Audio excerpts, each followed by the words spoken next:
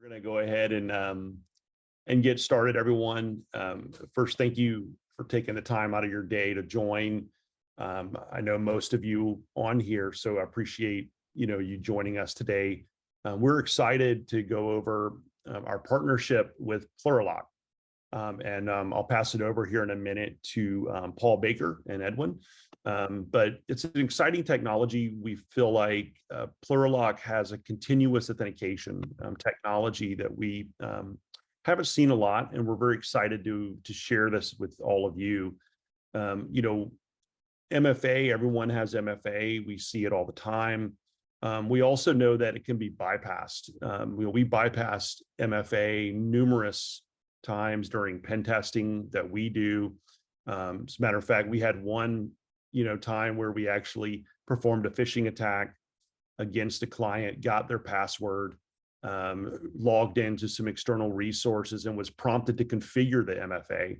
So not only did we phish the user and get their account, but they were actually going through the setup of MFA, and we were able to set up my cell phone with their Duo environment. So we know MFA, while critical to all of our controls, is not infallible, right? And so continuous authentication and being able to authenticate users periodically based on their activity is really a unique way to help solve this problem. Also goes along with the zero trust model of not really trusting and continually authenticating users to applications, to systems, to things like that. So that's why we are excited about the partnership with Plurilock and excited to share this information with all of you today. A couple of housekeeping items. Please throw in questions into the Q&A as you think of them. As we get to the end of the presentation and the demo, we'll go over all those questions and make sure everything gets addressed. Then we'll have some contact information of how to learn more if you're interested. So with that, I'd like to introduce Paul Baker. Paul is the Director of Cybersecurity for Plurilock. And then also joining us, Edwin Davis. He is a Senior Security Architect with Plurilock as well. So Paul, I'll pass it over to you and let you kind of start with a little bit of background. Thanks, Travis. Great to join us on this webinar, and thank you to everyone who's joining the session today. So as Travis said, hey, I'm Paul Baker. I'm Director of Cybersecurity here at Plurilock. And you've probably never heard of us. So just a quick intro. We're a Canadian company. We were formed out of some research into artificial intelligence, AI, as everyone calls it these days, of course, and behavioral biometrics and things like that at the University of Victoria in British Columbia up here in Canada. And in the time between then and now, we've just been through phenomenal growth. I've been with the company for about 6 years. And in that time, I think the workforce has gone up by a factor of about 8. And our revenue has gone up by a factor of about 100. So it's been a period of phenomenal growth. We're based out of Vancouver, up on the West Coast there. We've got offices in Victoria, in Ottawa, in Canada, and then down in the States in Los Angeles, out in New Jersey, and then also a division out in India. We kind of have 2 divisions. The one where I sit is our technology group, where we actually build and sell primarily identity-centric security software. And then we have our solutions group who help deliver those products along with everything else that you can possibly imagine that can happen in cyber with our friends from UNS. So as we're all aware, credentials are weak and easily compromised. They get stolen all the time. They're susceptible to brute force and other similar attacks. They get shared across sites. So a breach elsewhere can affect your systems, even though you've enforced 26-character complex passwords. So overall, they're a pretty terrible way to try and secure a system. And the computer password was actually first introduced in the early 60s by Fernando Corbato as a way of giving individuals shared access to a computer at MIT. It was never really meant for security, just as a means of deterring a casual snooper from accessing a system. Interesting sidebar. The first documented computer password thief was Alan Scher, who was an MIT researcher at the same time, who claimed to have stolen the other users' passwords to get around the 4-hour time limit that had been imposed on access to the systems. So here we are, some 60 years later, and the username password combination is still very much in use, still very much suffering from those same problems. And to mitigate this, multi-factor authentication, or MFA as we call it, is often applied as a second layer on top of these credentials. But the problem with everyone adding MFA is that the exploits against MFA solutions are increasing exponentially. And a successful exploit is almost impossible to detect or actually to defeat. And to be clear, these MFA attacks are real. They're not just during pen testing. And they're getting more common all the time. If you're using an SMS-based solution, for example, then really you're in trouble. Exploit kits for those SMS type solutions, you can buy them on dark web marketplaces for really just a few dollars. I saw one the other week for $8.99, which is a really nice style retail price point there.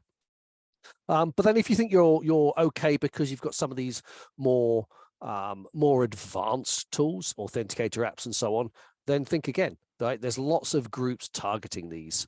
There are many exploit as a service groups out there even. So you don't even have to have any technical knowledge to be able to hack a target now. You just send some Bitcoins and let this group take care of it all for you and deliver the information that you're trying to get at. It's pretty mind-blowing stuff. And they're using a variety of techniques to attack these systems.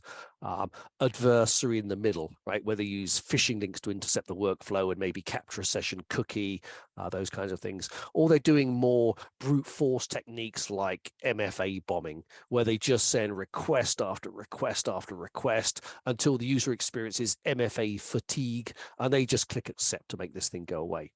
There was one group recently actually combined that with a fake help desk.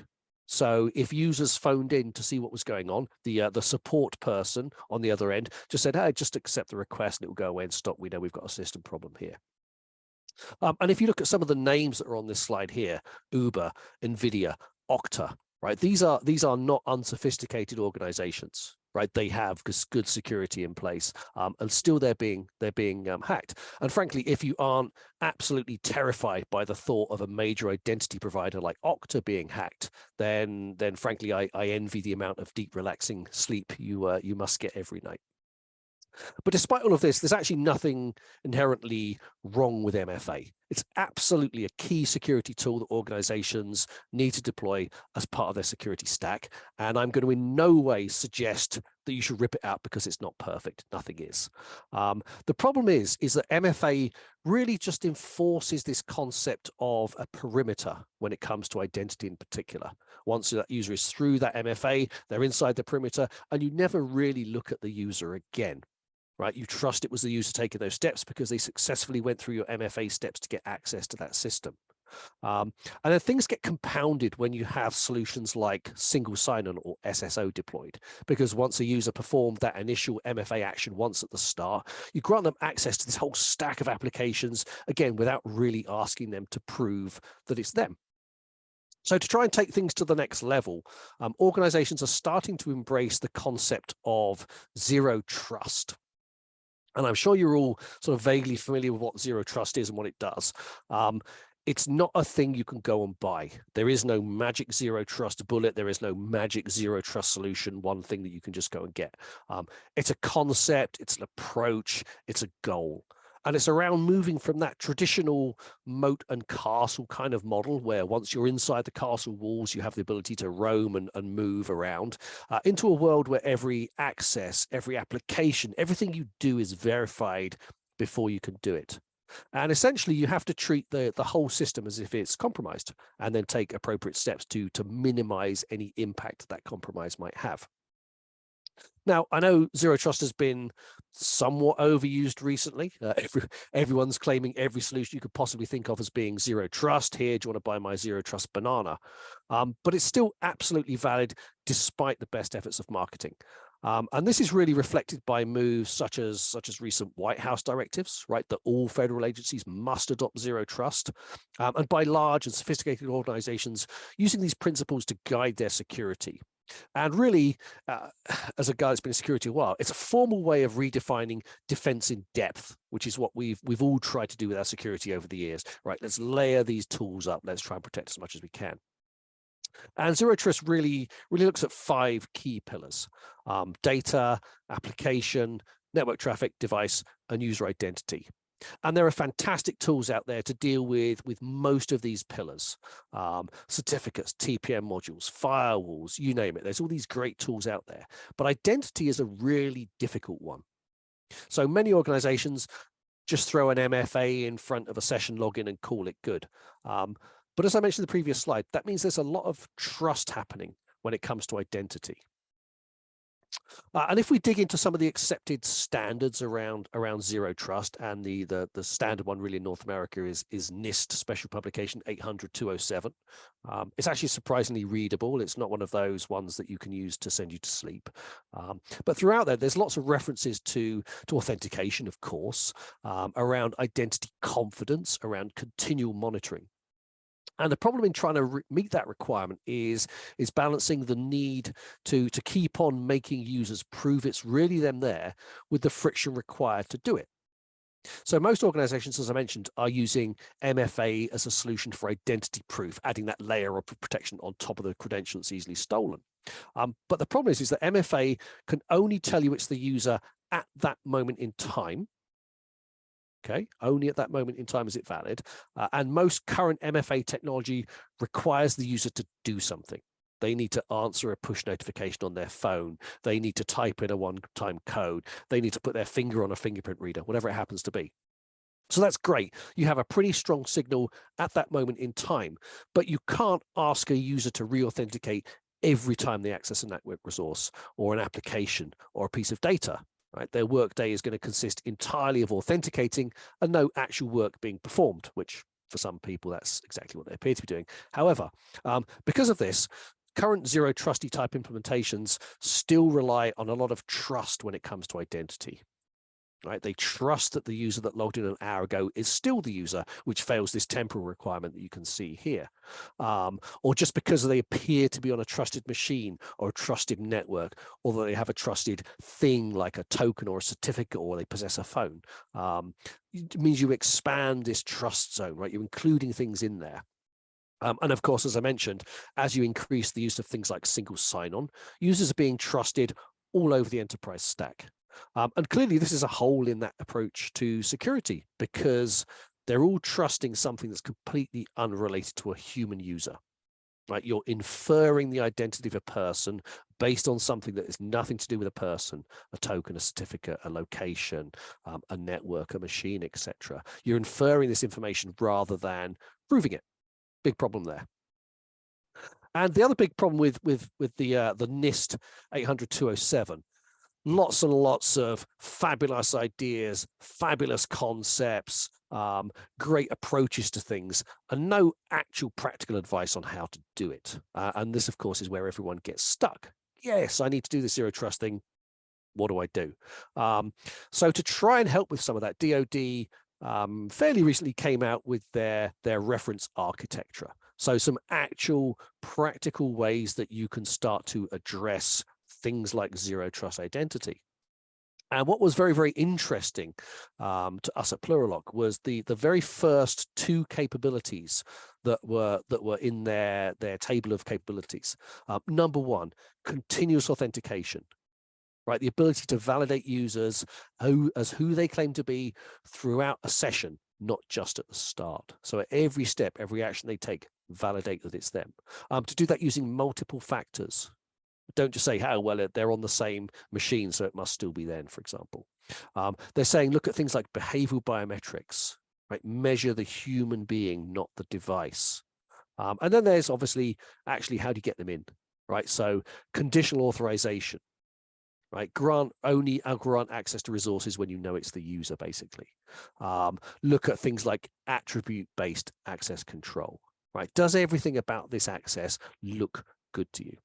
So really great things to actually think about when you're trying to implement some way of expanding that MFA solution to something that's a little more comprehensive around identity. So here at Plurilock, we don't claim to do everything zero trust. There's lots of great companies out there who can do a whole bunch of stuff that we don't do, but we very much focus on data, and in particularly on identity.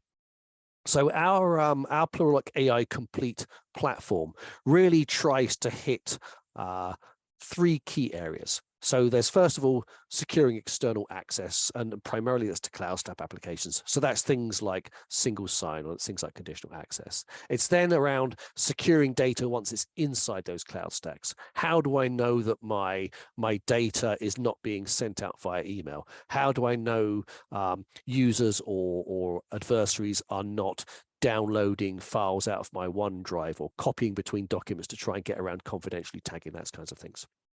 And then there's securing identities. How do you make sure that the person operating a session throughout that session is the person that they claim to be? Right. So we need that continuous measurement of users, the ability to look at users and see who they are. I want to very, very briefly touch on the first two of those. So access control, single sign-on. If you don't have these kinds of solutions in place, you really need to. As you add more and more applications to your cloud stack, the number of identities that you have balloons, and it's a huge problem, right? You've got to say, hey, do they all support MFA? Do they all support the controls that I need to have on users?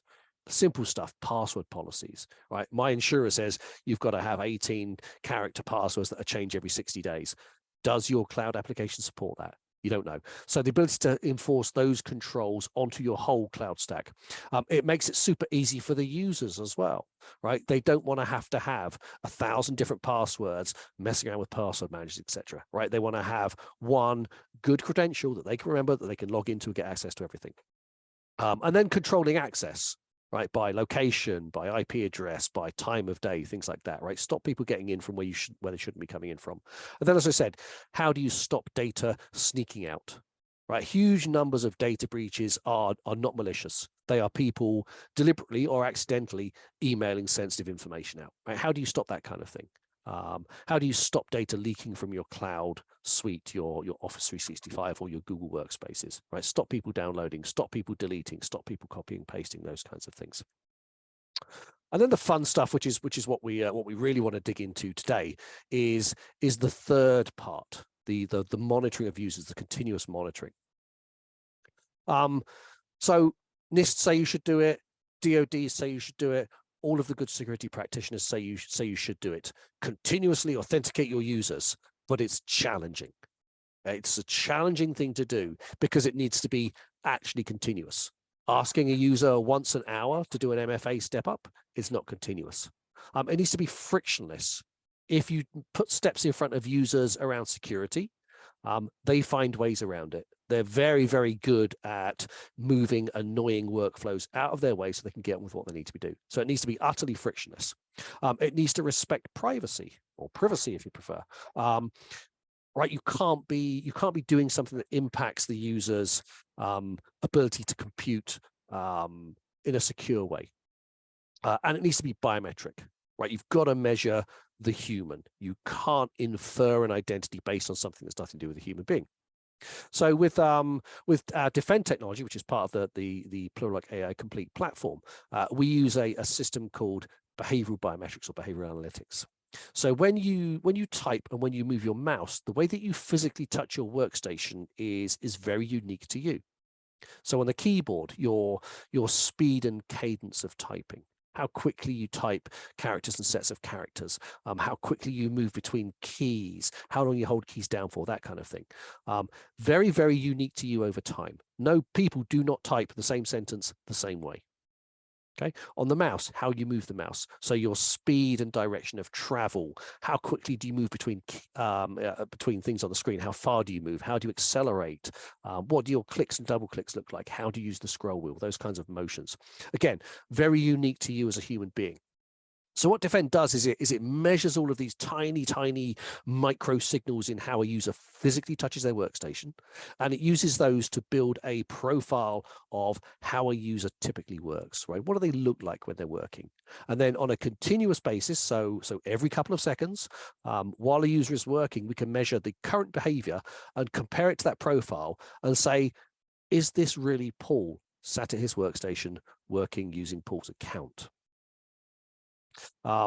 It's continuous, so it fulfills that mandate. It's every second or 2 seconds while you're doing some work. It's frictionless. The end user doesn't have to do anything. They work, we learn what work looks like for them, and then we can use that as an authentication signal throughout the day. It's very privacy friendly. We don't care about what a user does, just the how they do it. We're not looking for keywords. We don't see websites that you visit or documents that you open or buttons that you press. We don't care. And it's biometric. So it's based on your physiology. It's affected by your fingers, the way that your wrists work, the way that your fingers work, those kinds of things. So it fulfills all of those sort of challenges around this continuous authentication piece. Common use cases for it: secure work in secure locations. Right, COVID was good from the respect of people realizing that you didn't necessarily have to be in an office. Security nightmare from that, of course, but how do you make sure that someone in an insecure location is the user? Right, it's a super key question in security. You know, I'm here in my home office. I have physical access to my machine. My family has physical access to my machine. The contractors that are in and out of my house all the time have physical access to my machine. So people could be on my machine doing things that aren't me. It's great for things like insider threat. They're sort of, it's the big untalked about problem in security today is this insider threat one, because you have valid users, often physically located in secured buildings, using known endpoints in a known network, using good credentials, but it's not them, right? They've seen someone go off to the coffee machine, they've jumped on their machine to do a few things while they're away. They've seen users writing down credentials on the ever secure post-it note, right? So they now have these credentials, they can use them inside the network. So great for finding those kinds of things. But really, it's just a good way of detecting a compromised credential, whatever that compromised credential looks like. It answers the question, is this really you? And it answers it continuously, biometrically, and invisibly. In terms of deploying it, pretty straightforward. There's an agent sensor that sits on the endpoint. It's all done cloudy side, and then it's administered through a web interface as well. And lots of different ways that you can use this signal all over the place. For example, bringing this into third-party systems as a way of making other signals better, right? Adding a biometric layer. You can use it as an invisible authentication signal. So you can make a call to us to say, hey, are they there sat at their workstation at the moment? Can I let them take this action? And we can give you an answer to that. So loads of different ways that you can pull these in, and I think Ed will probably cover some of these later on as well. So with that said, I'm going to switch over and show you it, because it's all well and good talking about these things, but you can't be a demo for actually seeing what's going on. This is live. There's nothing pre-recorded here. I'm doing this. I'm typing with my actual fingers while we're sat here on this webinar. So who knows what will happen, but hopefully things will go smoothly. So let me just stop sharing here, and I will switch to this screen here. Okay. So this is in the admin console for the system. This is not something that an end user would ever have access to. And this is so down in the weeds of the system that actually an administrator probably wouldn't come in here and look either. But what we're seeing here is the moment-by-moment authentication of me as a user doing something on my workstation. So you can see here at the start of the webinar, I was busy editing a couple of PowerPoint slides to make a few little changes. And we capture a lot of information about what's going on. So we have a lot of contextual information that you can use. So for example, we know the host that I'm coming in on. We know that the identity that I've logged into the machine as. We know it's a Windows box. We know I'm on a keyboard. We know where my keystrokes or my mouse actions are going. Right? What applications am I actually interacting with? Super useful if you want to start enriching other data. We know which keyboard or which mouse am I using, because how I type on a laptop versus a full-size ergonomic keyboard is different. How I use a trackpad on my laptop versus the full-size mouse on my docking station is different. So we build these profiles for each of these different hardware devices. And then we have this identity score, and this is really a confidence score in me looking like me as a human being. Right, so this is it goes from 0 to 1. So this is a 97% match to how I normally type. And that's quite consistent. My scores are usually pretty good, 97, 97, 100%, woohoo, 100%, 93%, and so on. Right, so most of the time, I look like me. Now, we see these occasional blips. Doesn't matter. right? I'm a human being. My behavior changes all the time, right? So if I'm typing and I pick up a cup of coffee with one hand and carry on typing, my typing is going to change slightly. If I'm doing something and I turn around to shout at my kids and tell them to get out of my office halfway through a call, it happens all the time. Again, my typing is going to change very slightly, but it's only a blip. Right? It's a momentary change in my behavior. It's not a sustained change. So actually, on a moment-by-moment basis, we don't really care. Right. And you can see here, as I'm typing, it's every second or two it's generating these signals. But like I say, we don't really care on a moment by moment basis. What we care about is my overall risk level. So as a user, how risky do I look? And that's based on seeing a continuous or an ongoing amount of bad data. So these little blips from now and then, they don't matter. Right? If they're big blips, we'll measure them, we'll record them, we can log them, but we're not going to take any sort of action. We want to see a sustained change in my behavior as a human being. I am not me for an hour, not me for 3 seconds, and then me again. Right? That was me all along. An attacker is going to be there for minutes, hours, days, or in the case of some companies, years. Right? So this is going to pick up those kinds of things. So let me show you something happening in real time here. So I'm going to bring up an email here.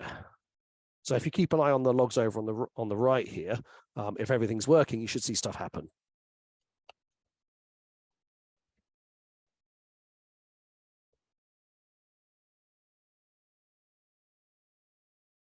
And my typing is terrible, of course. Doesn't matter.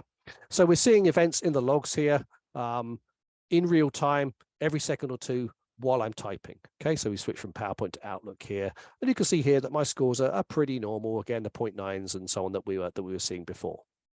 So that's me, right? I'm here using my workstation, being normal, or at least as normal as I normally am. So if I go back into that same email here, I'm now going to simulate being someone else by just typing with 2 fingers. So that's going to change the cadence of my typing. I find it very difficult to type with 2 fingers and talk at the same time.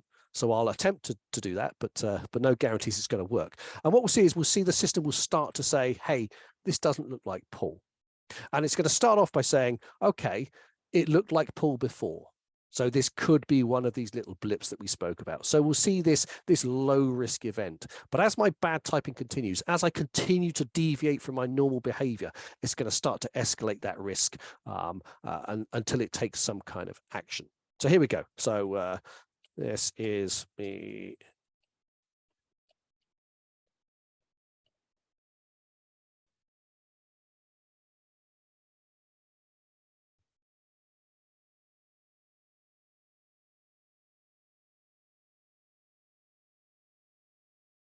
If the screen's going to refresh.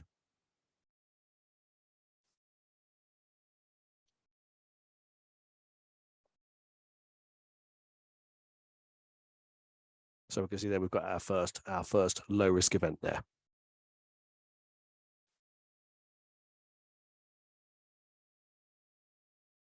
Now at the moment it's saying low risk. It's saying, okay, could still be a blip, but we're starting to look a little bit closer about what's going on now. So we've now got 2 low risk events in there. So let's carry on.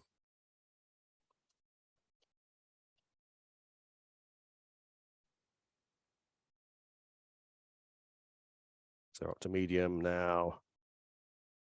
Now you can configure how quickly this risk escalation happens and what is your acceptable risk profile for a user or a set of users. So we've got to high risk there.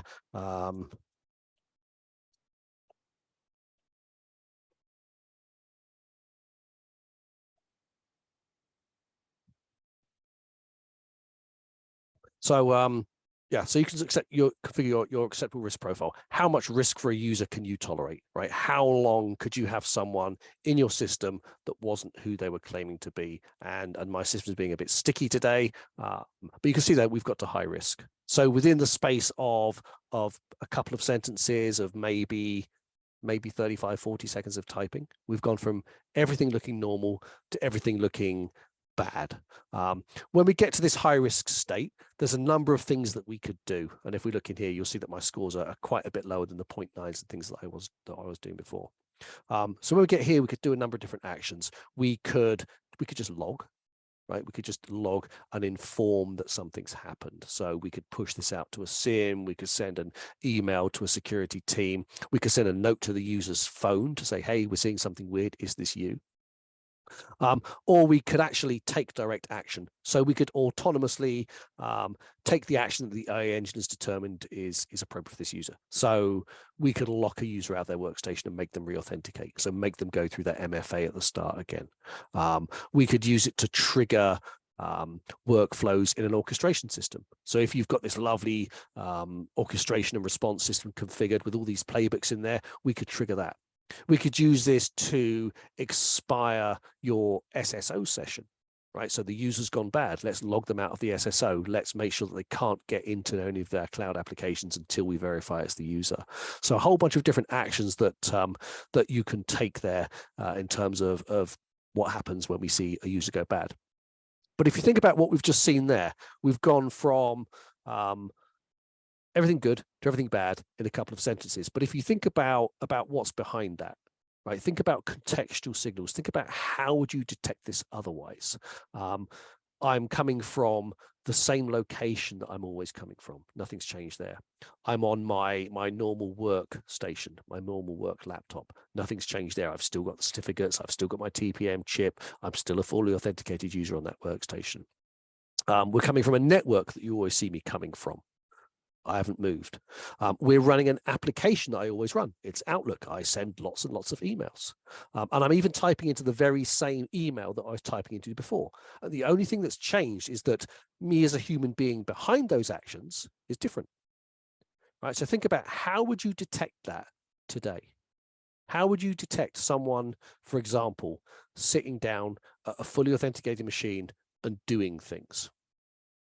How would you know that your system administrator that is running PowerShell, that is firing off WMIC commands, et cetera, to do things in your network? How would you know it's them and not someone that just happens to have the system administrator account in their hands? So that's what I have in terms of demonstration. Let me just stop that there, so we can flick over to questions. Hey, Paul, one question I had, what if someone's injured, right? Like, you get someone that for some reason they break a wrist, they're in a cast, they are now typing differently. How would that be handled? Yeah, so it depends on the nature and longevity of the change. So if it's a temporary injury, you can do a number of different things. You could pause for protection of that user. Right, you can actually say, don't bother taking action for this user. You could move them into a more permissive configuration where perhaps you just log instead of taking direct action. In extreme cases, if it's a permanent injury, you can actually say to the system, you know what, this user's behavior is now changed permanently. Please relearn their new normal, and the system will learn about those things. But if it's a gradual change that happens over the time as we age, our fingers slow down, our joints stiffen up, and other lovely stuff about getting older that happens there, the system will actually automatically learn those changes over time. So a few different techniques depending on the severity and permanentness of that specific change. Okay. And then another question, Rex had a question, and I think I'm able to handle this one. He asked if this has similar features to a CASB. So Plurilock has multiple products. So they do offer a CASB type solution with Cloud DLP, that type of feature.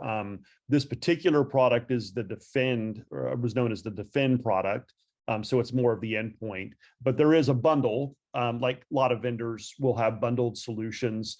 You can purchase a kind of a complete bundled solution that does include CASB and the endpoint Defend product we're looking at now.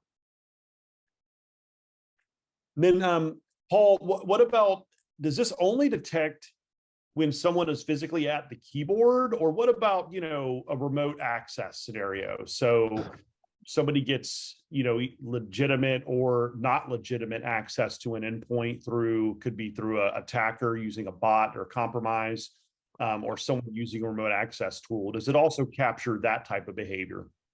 It depends. So we look at input devices, and it doesn't matter whether that input device is a physical keyboard or mouse plugged into the workstation, or whether it's a remote access software.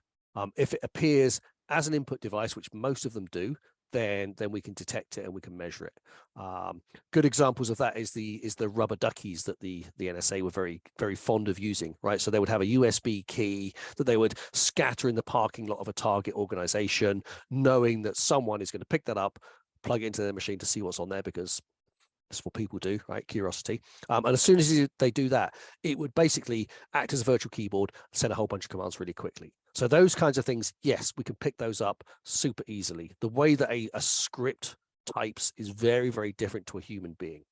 So very easy to pick up those kinds of things. But equally, you can use if you have things like a SIM in place, right? If you're bringing in other security signals, you can use the lack of a human signal as a good signal as well. So if you see an application that you would typically expect to be run interactively, right? If someone physically doing it, something in the application, if you see that running on your endpoint, but there's no associated biometric signal from a human being, that's a red flag for you as well. So you can use both the signal and the lack of a signal as a way to get more insights into what's going on. Okay, great. And another question regarding deployment, and this may be for Edwin. What does a typical deployment look like? I'm assuming there needs to be a learning session, some kind of learning period. How does that look, and timelines for deployment? Yeah, absolutely. So the implementation phase of it is where we basically take and calibrate the solution, specific to the environment's needs, right? So everybody, one size doesn't fit all typically. So within there's a number of different settings in the admin console that you can use for this purpose. A few of them being, the ability to adjust within the console, low, medium, or high in terms of the sensitivity of the continuous monitoring that takes place. We can adjust those and accordingly. And then we can also adjust so that the values of consecutive abnormal signals that are received, right? Depending on how many you get, we can take an action, based on those. So yeah, a lot of ways to be able to calibrate in that implementation phases is fairly critical, to the rollout of the environment. We typically do like a pilot of a few machines, have them running, get it calibrated, and then roll it out to the entire enterprise. Okay, great. And then, what about integrations? I know you mentioned, Paul, SIM, things like that. Are there other integrations you can do with Defend, webhooks, APIs, things of that nature?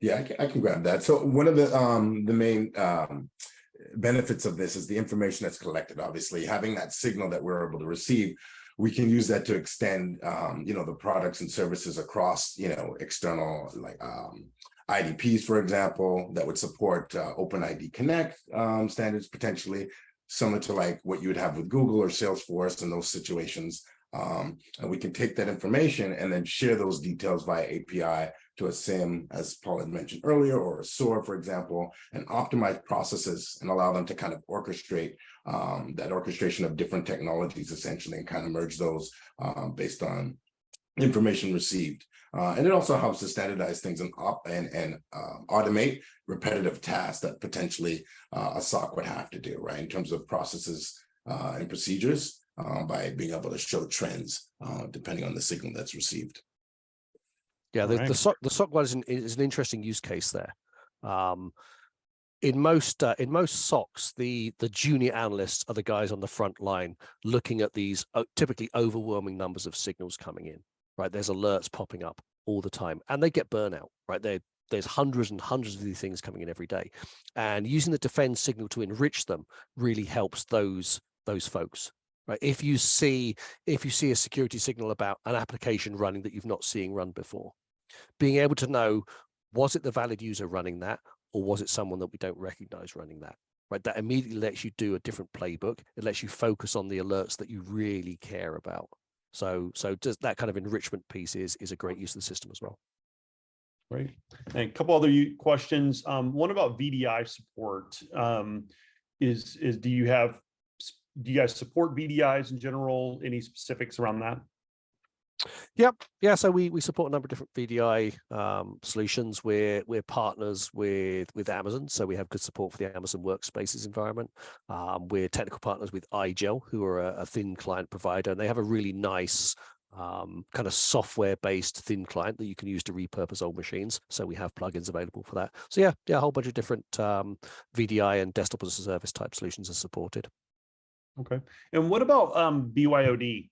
If people are doing BYOD for users?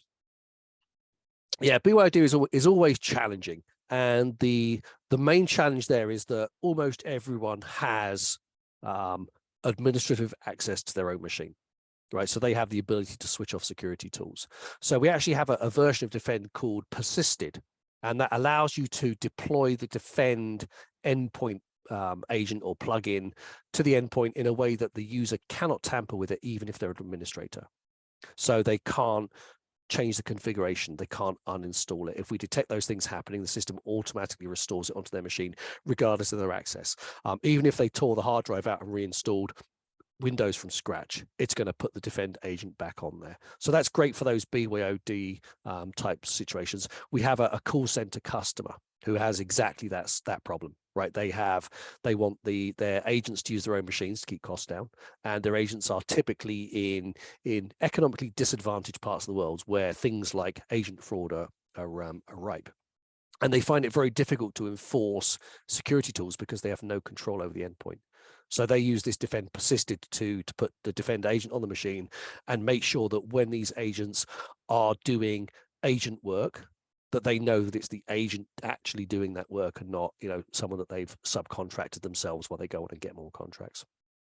So you're saying I cannot hire 15 people now to do my job for me. So you can try. Yeah. we'll pick that up pretty quick. All right. Another question from Jackie. What happens if the connection to the cloud is lost? So I'm assuming you have an agent running on an endpoint, that person's remote. Maybe they don't have an internet connection and they're typing away. How does that work? Yeah. So if there's no connection back to the server, then the system will permit the user to take actions. Right. So it's not gonna log the user out. It's not gonna stop them doing anything. Generally speaking, if your user has local data, you've already failed on the security front. Right? They shouldn't have anything sensitive stored on their private laptop, on their laptop that's at home, because that's that's already a huge security risk. But yeah, if that connection is lost, the system is not going to prevent the user computing. Does it capture the logs and upload them later? It'll cache some of them. Is it useful? Kind of debatable. Do if something happened 2 hours ago, does it really matter now? Who knows? But yeah, it'll certainly cache some of those. Right. Great. That's all the questions we have. Any other questions from anybody? I know we're coming up here, at the end. So I just want to tell all of you again, just thank you again for taking the time to join. We hope that this was valuable, learning about, a little bit new technology and how it can be used in your environments. Most of you on here, know me already, but my contact information is here on the screen. If you have any other questions regarding the technology, pricing, anything at all regarding that, feel free to reach out to me directly and I'll help, coordinate any, thing you need as far as answers or, testing or anything like that. So with that, I'll open it up if there's any last minute questions or anything from anyone.